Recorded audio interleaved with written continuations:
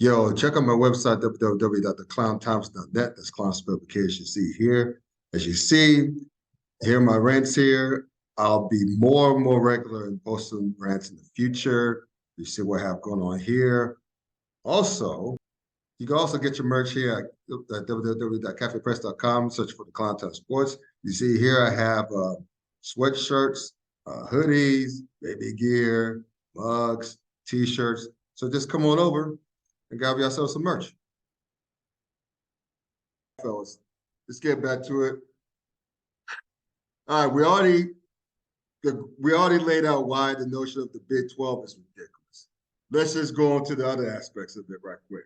So a lot of people are saying, well, the Big Ten, the SEC, if Florida State, Miami, Carolina, Virginia, NC State, Clemson can go to SEC, they're making a huge conference, blah, blah, blah. Okay, for those of folks out there who think that a lot of these schools going to SEC, let's just work out some numbers right quick. Again, thinking critically. ESPN already has the SEC. First of all, they own the rights for both, full rights for both the ACC and the SEC, right? So SEC, they're paying more because of the brand names, and they won a bunch of national championships. We all agree with that. So if you're ESPN, you're hemorrhaging money, you're laying people off left and right. If you're ESPN, if you could get to keep Florida State, Clemson, Carolina, Duke in your portfolio for pennies on the dollar that you're paying for Alabama, Georgia, Florida, and LSU, and so on, why in the hell, Jeff, would ESPN willingly pay more by moving Florida State and those brands to the SEC and paying more for them, whereas they can still keep Florida State and all those brand names in the ACC at a discounted price? Because keep in mind, when John Swofford, former commissioner of the ACC, signed that deal with ESPN in order to get the ACC network going, for a couple of things. A, ESPN had them over barrel because the ACC had been winning a lot of national championships. They're only just a handful, right? But also, they were able to get them at a rate that's a sweet deal for ESPN. It's a sweet deal for them. And they're making a whole lot of money off of it because it's a sweet deal. They're making a lot of money off of the ACC network, believe it or not, for those of you who do not know. Just check the numbers.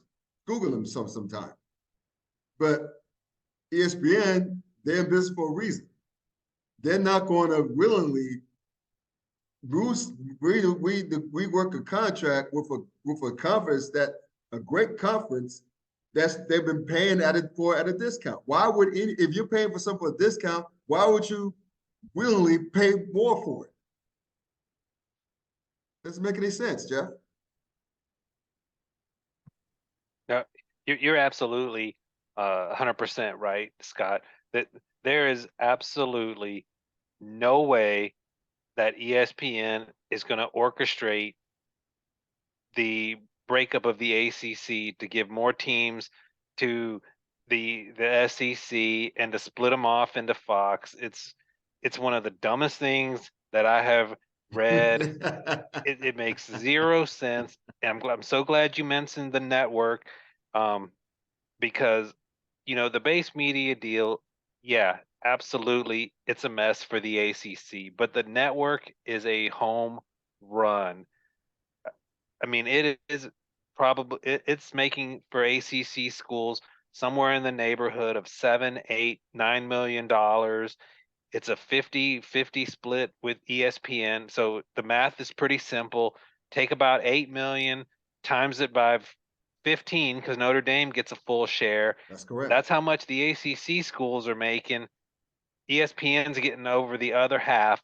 It's making over $100 million a year on the ACC network. I mean, they bundle it with all the other ESPN channels. If you start moving teams around, not only do you have to pay them, like you said, and add value to your contract. So whoever moves from the ACC is going to have to actually make more than, these $90, $100 million deal for the SEC, you're going to have to account for another $100 million because once the ACC breaks up, all those negotiations you made on carriage fees or whatever for the network, they're going away, and probably the network is not going to likely stay together for a dissolved ACC. So Right. I mean, just none of it makes any sense. It's like you said, just kind of put your thinking cap on a little bit and ask yourself, is ESPN going to be behind this? No, they're not. The wild card is, what Fox and the Big Ten could do. I mean, no one's naive to say that they may not do anything, but I feel really certain that you don't have ESPN working the behind the scenes to break up something that they're that invested in, that's making that much money. I consider it far more likely that they at some point will look at the contract, and they're not going to match the Big Ten and SEC. That's not going to happen either. But I mean, who knows what kind of um, negotiation could occur that could add, another 5 or 10 million to the deal, and then you don't catch the Big Ten and SEC. But even like the AD at Florida State said, you get into that competitive area again. You start kind of incrementally, getting it into a manageable deficit. I consider that more likely than ESPN, doing any kind of work to break up the ACC. Yeah. Matt, well, I will let you get into this as well because I know you want to But yeah, let me comment on just that. add something. Let me just add something onto what Jeff said, because I'm kind of going where he was going, but using more of a kind of the math mode thing here. There comes a point in, what is it? They call it diminishing returns, right? Right. At ESPN, right, where you have a situation. I'm just going to throw this out there. Let's say 3 years in a row, Alabama or Georgia, whoever it is, Alabama or Georgia wins the national title 3 years Right. in a row. Sure. It becomes like the UConn thing here for women's basketball, right? Remember when they won all those titles in a row, and all of a sudden people got bored with women's basketball and that sort of thing. Mm-hmm. And where this point of diminishing returns comes from with ACC, where you with ESPN, excuse me, where you see a certain conference just racking up all these titles in women's and becomes so dominating that it takes eyeballs off the TV sets, Right.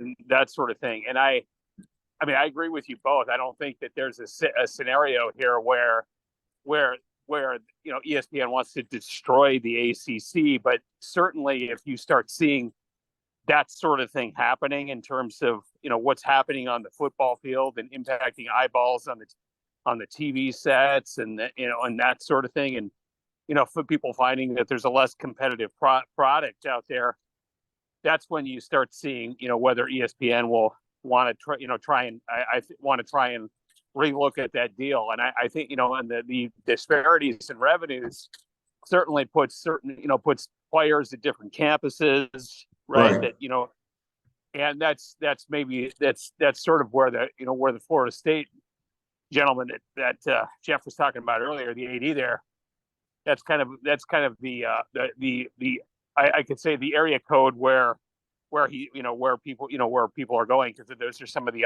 after effects